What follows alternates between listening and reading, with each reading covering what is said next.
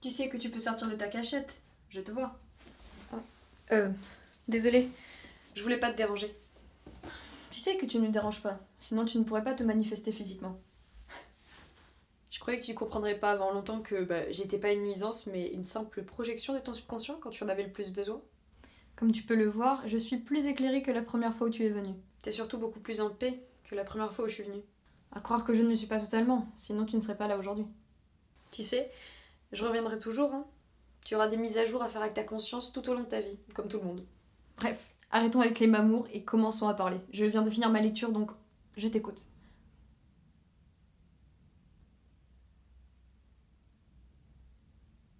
Tu ne parles pas? Pourquoi c'est moi qui devrais parler? Je ne sais pas, à chaque fois que tu viens, en général, c'est pour me réprimander sur quelque chose que j'ai fait ou que je pense. Tu me fais rendre compte des choses, justement, de ces choses-là, et puis j'en tire une leçon, par moi, pour moi. Et du coup, tu préférais que je t'engueule comme à chaque fois? Qu'on se tire dans les pattes, que tu te mettes à pleurer, puis ensuite que tu te mettes en colère contre moi pour enfin trouver une issue à ton problème? Non, je t'avoue que je suis un peu fatiguée de ça. Après, dis-moi, hein, je peux avoir ce rôle si tu en as besoin. C'est juste que ces derniers temps, en te regardant, je me suis dit que t'avais évolué sur ce point. C'est vrai, mais je sais pas si je vais savoir comment me parler à moi-même si je n'ai pas de cadre, en fait. Tu as la totale liberté de forger ton cadre. Oui, je sais, j'aime la liberté et j'en ai besoin, mais le problème, c'est que quand on m'en donne trop, je ne sais pas quoi en faire. C'est un peu la même chose avec les études. C'est-à-dire? Eh bien, je suis enfin en dernière année de mon cursus universitaire et alors que je ne pensais jamais aller aussi loin, j'y suis. C'est la première année sur 5 ans d'études où j'ai enfin l'impression d'avoir la tête hors de l'eau et pourtant je suffoque parce que certes, je respire enfin, mais j'ai l'impression que pendant ces 5 ans, je n'ai toujours pas appris à nager. Et personne ne t'a donné les bases pour? Non. J'ai juste l'impression que j'étais au bord d'une piscine et qu'on m'a poussée et qu'en plein vol, on m'a dit apprends à nager toute seule si tu ne veux pas couler. Et puis qu'en fait, on m'a rien appris et qu'on m'a juste placée dans un climat de survie. Et comment tu penses pouvoir faire en sorte de vivre mieux dans ce climat? Que ce soit plus paisible pour toi? Attends, tu. Là, c'est le moment où t'es censé te moquer de moi. Je le devrais. Je sais pas, en général, quand je parle des études supérieures, du climat de stress dans lequel ça me met, de peur, d'anxiété, voilà, d'angoisse, les gens, ils ont juste tendance à résumer ça en mode ça va, on est tous passés par là plus ou moins, prends sur toi un peu, ça va pas te tuer. Ou alors, peut-être que tu devrais arrêter. Non, je pense pas que tu sois faite pour ça, t'es pas vraiment excellente dedans en plus, donc bon. Et alors, qu'est-ce que ça te fait quand tu entends ce genre de choses? Je suis en colère. Je suis triste aussi. J'ai l'impression d'être juste une enfant pourri gâtée dont le seul grand souci de sa vie est de réussir ou de ne pas parvenir à réussir ses études et que en fait il y a tellement de problèmes plus importants dans ce monde que le mien en fait il n'est pas concevable. Et ça t'aide de proportionnaliser comme ça, toujours?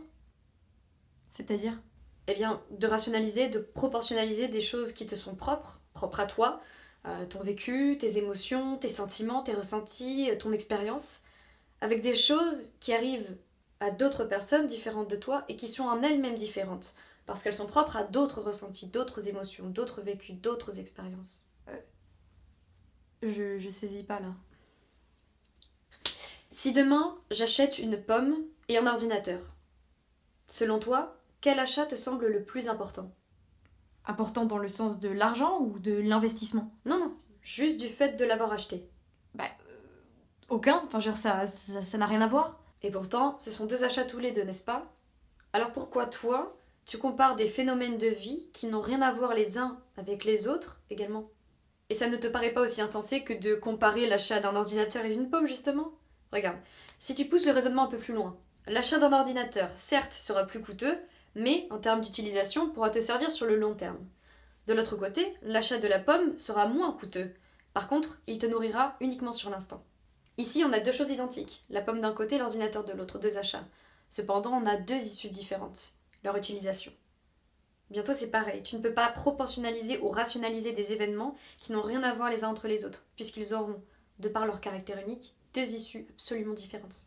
C'est pas faux vu comme ça, mais je pense qu'en fait ça va plus loin que ça.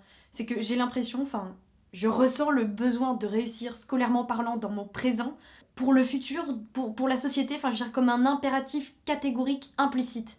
Et parfois, je prends du recul et je me dis que j'ai l'impression que je suis à milieu de ce qu'on attend de moi, alors que tous les autres, mes amis, ma famille, ils ont l'impression de s'en accoutumer d'une manière tellement simple. Et j'ai l'impression d'être à côté de mes pompes la plupart du temps. de ne faire qu'avancer à reculons et de ne jamais atteindre réellement aucun objectif. J'avance juste, et c'est tout. Et est-ce que tu t'es posé la question de quoi faire pour être mieux dans tes pompes, justement? J'en sais rien.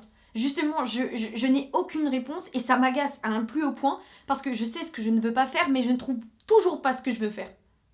Attends, juste, il y a un truc que je comprends pas. Pourquoi tu devrais absolument tout savoir maintenant? Je veux dire, tu es jeune.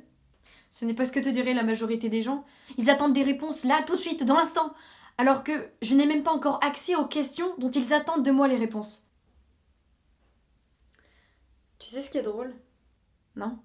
C'est que depuis le début là, de notre conversation où tu me parles de tes insécurités, de tes incertitudes, elles ne viennent que d'éléments extérieurs à toi. La société, la pression que tu ressens sur tes épaules, les attentes que les autres ont de toi. Mais j'ai jamais cru comprendre que le problème venait de ton toi profond, de ton toi intérieur en fait. Je n'aborde pas le fait de se remettre en question, ça c'est normal, on le fait tous tout au long de notre vie. Mais je souligne juste le fait que depuis le début de notre conversation, tu ne fais que te dire perdu, mais en fait, c'est dans les yeux des autres que tu te perds, pas dans les tiens. Et en effet, je suis d'accord, même si tu ne sais pas exactement ce que tu veux, puisque personne ne le sait concrètement avec exactitude tout au long de sa vie, tu sais déjà ce que tu ne veux pas. Et c'est tout autant de satisfaction. Comment ça pourrait être autant de satisfaction? Ne pas savoir ce que tu veux peut être frustrant, très frustrant, et je le conçois. Cependant, faire quelque chose que tu n'aimes pas, et que tu sais que tu n'aimes pas, peut te rendre malheureuse, très malheureuse. Et entre ces deux sentiments, il y a un grand écart. Le premier se travaille, le deuxième se subit. Je ne l'avais pas vu de ce point de vue. Ça m'apaise un peu de voir les choses comme ça, en effet. Tant mieux que ce soit le cas. En général, quand on te dit de penser à toi, on te dit toi par rapport aux autres. Moi, quand je te dis de penser à toi, surtout sur ce point-là, c'est toi sans les autres. Tu ne peux pas savoir et trouver ce que tu veux en toi, là, dans ton fort intérieur, si tu impliques autre que toi-même dans ce processus. Ok. Je vais tâcher d'y réfléchir. Bien. Le premier volet travail-études a été clôturé aujourd'hui brillamment avec succès. On se dit à plus tard pour le prochain volet.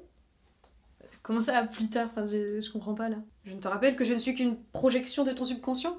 Je ne me manifeste que si tu as besoin de moi. On verra plus tard alors. Plus tard peut-être. Peut-être, oui.